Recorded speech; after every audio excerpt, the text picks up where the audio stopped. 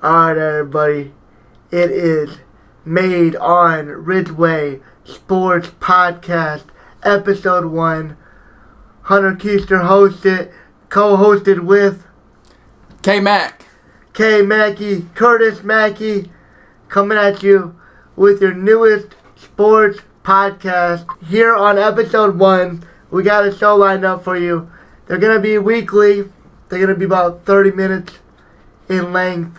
And in this one, we got to start it out with some somber news. As two Michigan fans coming at you, we're going to talk about the Michigan versus Michigan State basketball game that we watched today.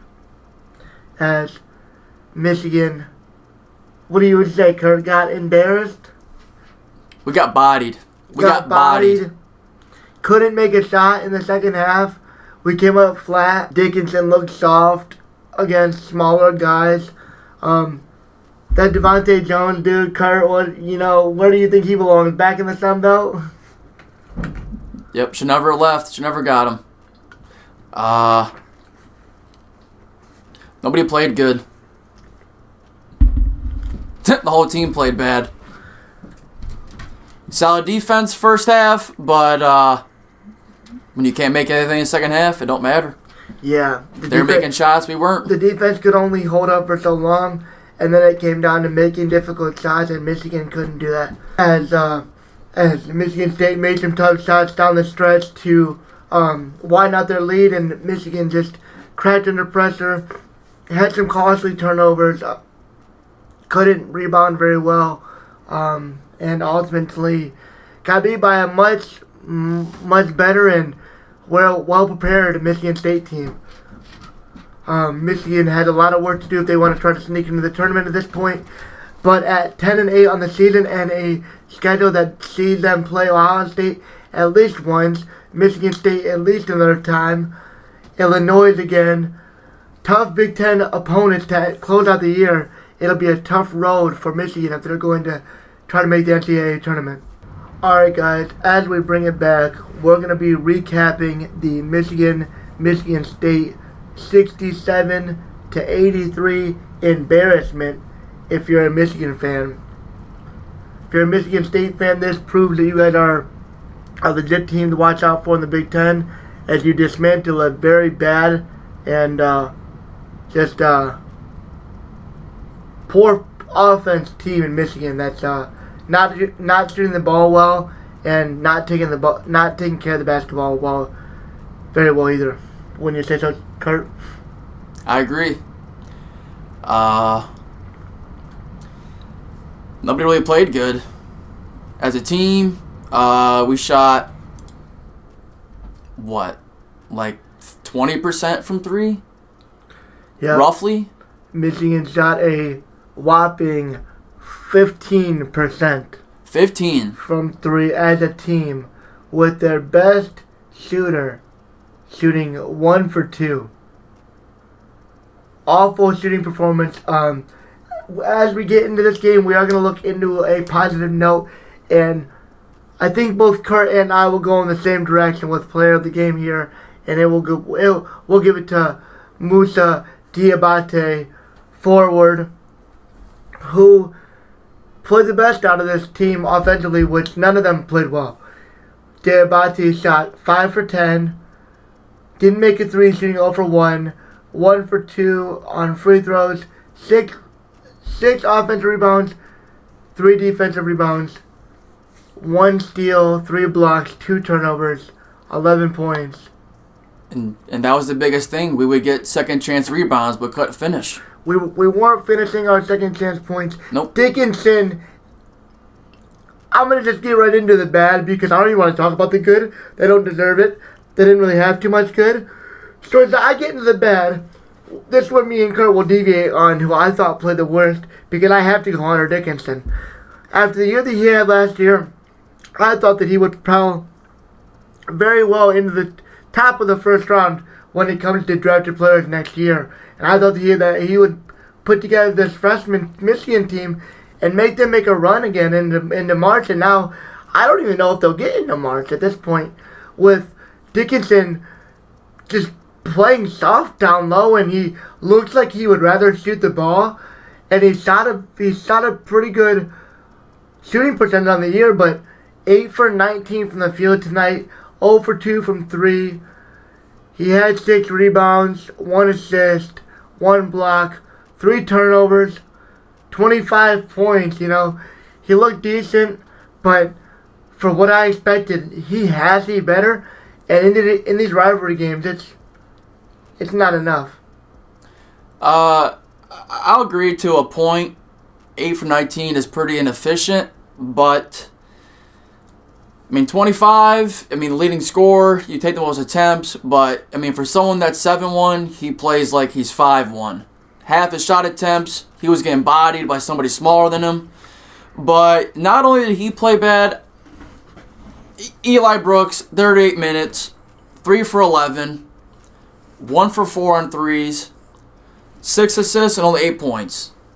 So no double-digit scoring there. But like we said, the whole team, just poor performance all around. And they had their chances. They had their open looks, and nobody was hitting them. Yeah, nobody was hitting them. That was the most unfortunate thing for me, with Eli Brooks playing 38 minutes and Jones playing 23 tonight. 8 points and 6 points out of your guards isn't going to win you a basketball game. Eli Brooks is one of those guys I think plays a lot, and he's improved since he's been there, but he just hasn't really ever had it. He hasn't really ever what been is this, year 2, year that 3? guy. Yeah, year 3 at least, I'd say. And another guy that's really disappointing that played, I thought he played a lot more than 9 minutes because it seemed like he was out there a lot. But Brandon Johns, another one of those guys that really could just never really get it figured out. He plays 9 minutes, doesn't score a basket, going 0 for 2. Puts in 3 rebounds and an assist, but just never really hits. Frankie Collins, to me, completely underrated on this basketball team right now.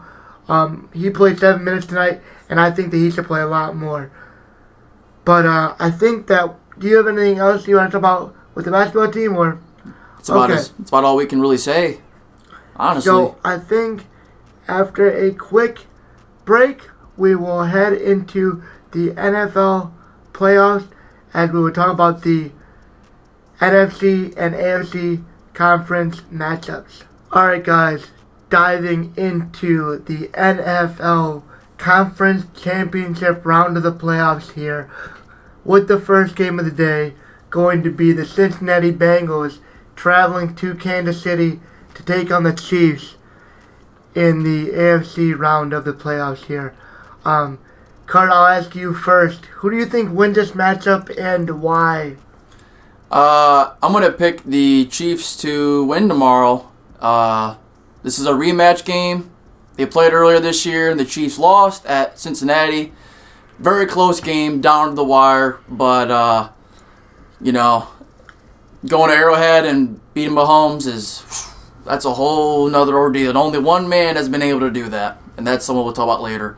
But reason why I have the Bengals losing is, first off, I don't know who's in the guard. Tyreek Hill, Travis Kelce, question mark. And that offense is just, like we saw last week, 13 seconds is all they needed to score a field goal.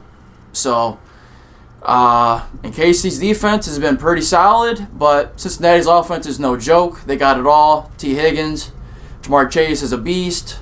I will 100% say that. And Joe Mixon is pretty solid, but if I had to go with the score prediction, I'm going to go, I'll say 35 for the Chiefs, 28 for Cincinnati. And, Bengals haven't been in a big game like this in a long, long, long time. They have been in an AFC Championship game and AFC Championship game in, 20-some years. Not 20, like 30, close to 40 years. And, Burrows is good, but that's going to Kansas City, and those guys are just, I don't know. I got them going back to the Super Bowl, though. to close out your prediction, I want you to pick one person for the Bengals that you think, if the Bengals are to win, he's going to play the best. Jamar Chase, 100%. And then, what about on the Chiefs? Who do you think has the biggest impact if they win this game? Oof. It's got to be the X factor, Patrick Mahomes. He's good. I mean, what can I say? Great I mean, Jamar Chase, the last time they played, had 3 touchdowns, 200 yards, and just ate him up. Yep. He just bodied him. To be honest, I want to play devil's advocate here because, to be honest, it'd be easy, but I completely agree with Kurt here. I think that it's probably about a 7-14 Kansas City win. I think that Cincinnati offensive line is just not ready for the biggest stage, and but it's commendable what they've done, what Joe Burrow has done in year 2, taking them into the conference championship, defeating a really good Tennessee team. I think that he got lucky not to have to play Buffalo, but Kansas City got the job done. So I think they would get the job done. But to play devil's advocate here, if I could see a scenario if Cincinnati can get the ball to Jamar Chase and to their playmakers in space without having to really utilize that offensive line. I wonder if their defense would be able to keep them in this game to make it a game. But I think that offense just suffocates them too much. And we've also didn't bring this up. Joe Burrow got sacked 9 times last week, and I think they only scored 17? Yeah. They're not going to win. They can't go to Kansas City and only put up 17. It's not. You got to put up 30. They put up 17. They're going to get blown out by 25 points probably. So they're going to have to score. I'm sorry about the Chiefs. At home, they're just a different beast. That offense is no joke. Yep. I like where Kurt went with the Chiefs. He really hit the nail in the coffin, on the head. So I will start. Give a score prediction. I'll give my score prediction. So if I'm playing devil's advocate here, this is what I'm hoping for if I'm a Bengals fan. I'm hoping for a 27-24 Bengals win game-winning field goal. I think that would mean that the Bengals offense was able to put up points. I think that would mean the Bengals probably had the ball last, and I think that would mean that their defense played well enough to not allow them to score fast, and they made them work for it. I think that's what you're hoping for if you're a Bengals fan. Do I think it will happen? No, I hope it will. Bengals fans, I'm rooting for you. And the LSU guy, don't forget it, not Ohio State kid. That's a LSU quarterback in Joe Burrow, and he leads the Bengals into the AFC Championship game. But I'll start in this next matchup. Rams-Niners, a matchup in which one team has won both matchups, correct? As a matter of fact, the 49ers have owned the Rams the past 6 games. They beat them, which I didn't even know until last week. I was like, holy smokes. So that's a not favorable matchup for the Niners there. No, the Rams. I'm saying the Niners have beaten the Rams 6 times in a row. That makes sense. Beat them twice this year, so this will be a third matchup. Right. Divisional opponent. Right. Just a barn burner for them to play a third time. It swings momentum into the Rams' favor, I would say, because it's got to be impossible to beat them 3 times in a season. And Stafford has played very well in the last couple games in the playoffs. I'm happy for him. I'm going to say, as I get into my prediction, this is what I hope for. I'm hoping for a 31-24 Rams over Niners. Matt Stafford to the Super Bowl. Why would I think that would happen? I think that would mean that the Rams were able to contain the Niners' ground game. I think Garoppolo has played a couple decent games, nothing too spectacular. And I think that would mean that if that were to happen, Garoppolo probably turns the ball over a couple of times to that defense and gives Stafford a couple of short fields. They kicked a couple too many field goals for me last week. Did the Rams.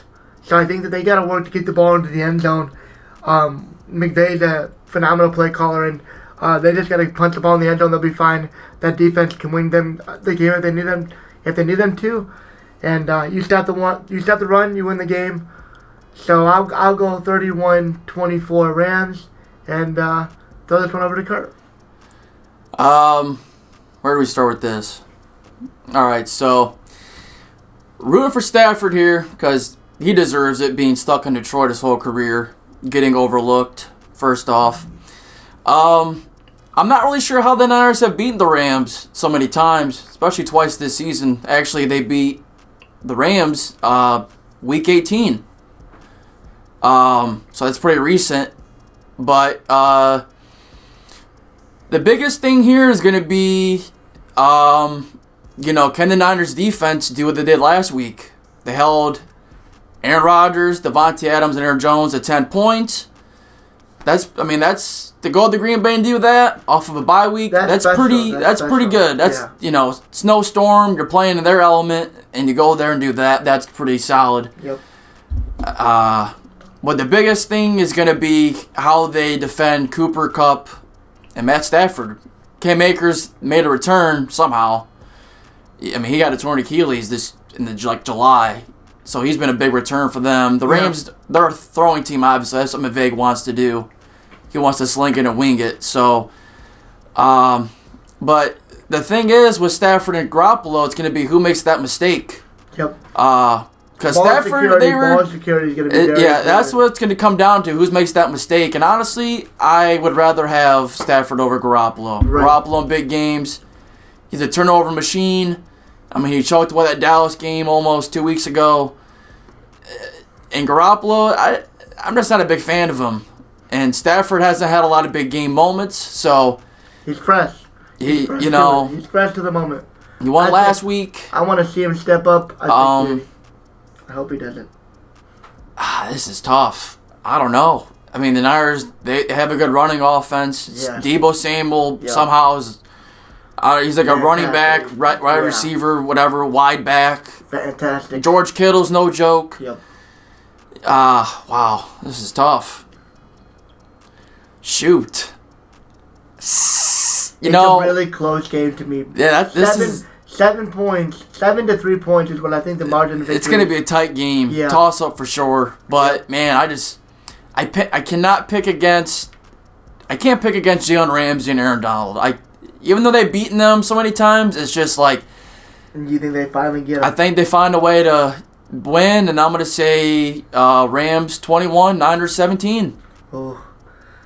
Close game. I'm gonna say the Niners had the ball last, and they can't. Jimmy doesn't come up with a game-winning drive. Okay. I'm gonna say something like that. I like it. So we both got the Rams facing off against the Chiefs. We'll be back next week to talk about that matchup and who ends up winning and who ends up doing the Super Bowl next week. But as we look to move on, all right, guys, and to close out this episode 1 of the Ridgeway podcast, we're going to bring in some off-season news. Woo! Hasta la vista, sayonara. See ya. That's what diehard Pittsburgh Steeler Kurt Mackey says about the departure of Tom Brady. And just before we started this episode of the podcast, Tom Brady announces his retirement after 22 dominating seasons with the New England Patriots, finished off with the Tampa Bay Buccaneers, won Tampa Bay Super Bowl, dominated the AFC, caused Kurt many headaches, and he retires just, one day after our AFC rival? Couple days, yeah. Couple days after rival Ben Roethlisberger retires. He retires with them. So we'll start with that. You hear Kurt's raw emotion there as his arch nemesis finally departs the NFL. Kurt, what are your thoughts on this? A little bit of mixed emotions, not gonna lie. Happy he's gone. He's reigned the NFL since I've watched it. Been to too many Super Bowls, won too many, and he's I hate saying it, but just insert the GOAT. Insert the GOAT. And I'm glad he's gone. Matt, I never got to see him play. I was actually gonna go to Pittsburgh this year and go see him play because they were going to Pittsburgh, and I might have went to that game too. I'm not gonna lie. Would have been a good time. Sorta. Probably not though. Wouldn't have been a good game. But anyways, so we'll see good old Tom in Canton in 5 years, and he'll be there maybe with his I don't know, little Ben. Little Ben question mark. I think Ben gets in. I think he deserves it. I think that without Tom Brady, he has 4 or 5 instead of 2 Super Bowl rings. Just got a bad draw of career time with Tom Brady being right in his way and just the Patriots being so dominant. But hats off to Tom Brady and Ben Roethlisberger. Both had phenomenal careers. Shoot. And Peyton Manning was in there. Peyton Manning too. You know, those Drew Brees. You know, all those guys. Just guys that Kurt and I grew up watching. Just generational guys that you don't see. They don't come around all the time. And hats off to all those guys that have retired. The whole era is gone. Yeah, they're done. There's no more. Yeah, it's all new age guys now. So here's a salute to the old heads that we grew up watching, and as the last one and the best ones exit, finally bow out. Besides Rodgers, who's got a couple more left. But as Michigan fans, can't talk about Brady anymore, man. Gotta can't talk about it being in the NFL. It's a bittersweet day, but he had a great career, and now he can be with his family. So, yeah. As Carl, what do you make of Ben retiring? Let's talk about the Pittsburgh a little bit. I saw it all year. I knew it was coming. It was inevitable, so I'm not surprised. But it was definitely sad, but you could see the paint on the wall. It was right there in writing. But now they're gonna be in a position they haven't been in 18 years. So not sure how the transition's gonna go, but I don't know. I'm just kind of, that's so far down the line. Got a whole offseason to see what's going to happen, who's going to go where, and so on. What moves. I mean, we're still in the season, but and let's not forget that Sean Payton left. I mean, who thought that was going to happen? That's a huge loss for the Saints. Right after they start off the season well with Jameis Winston going, I believe, 5-2 was his record before Jameis goes down with the torn ACL. Then they're stuck using a combination of Taysom Hill, Trevor Siemian, Ian Book. Am I missing anybody? Nope. Those all guys all played quarterback, and the Saints end up just barely missing the playoffs, which sucked because I wish the Saints would have lost a lot more to get a better draft pick, especially at this point not having Sean Payton. The Saints are now in the middle of a full rebuild, and now they don't even have a head coach. So they're in for a interesting offseason, having no cap space, being in one of the worst spaces in cap space in the NFL. We're not really going to talk about the NFL or the offseason too much, as we're still in season. But as we look to close out this podcast, I had to get a take on the Pittsburgh Steelers diehard on his quarterback retiring. And as for the Saints, like I said, I don't really expect them to compete. I wouldn't be surprised if it's a fire sale in New Orleans right now with guys like Marshawn Lattimore and Michael Thomas, who's expressed interest in wanting to leave New Orleans. Probably will make that happen, with New Orleans, to me, being nowhere near competitive unless they can get a quarterback to play really well right now. They're going to need a trade for a vet. They need a veteran. That's no way they're going to compete. They need a Deshaun Watson. They need a Russell Wilson. They need a Rodgers. That's the only way they compete. If they get a rookie, they might have the team around him, but unless he plays lights out, they're still a couple years out. So it'll be interesting to see who gets that job. That's just such a big loss, though. Sean Payton was a good offensive-minded coach. Oh, yeah. And, he was right up there with right there, he won a Super Bowl. But just never really had a defense, though. Yeah. Seemed like he could never really get his defense down. After they won the Super Bowl, they never really had a defense. After they got that they had a good defense the past couple of years, but now if you can't push when your offense can't push, I think that's about it, really. Yeah. What a way to start off our first episode of the Made on Ridgeway podcast.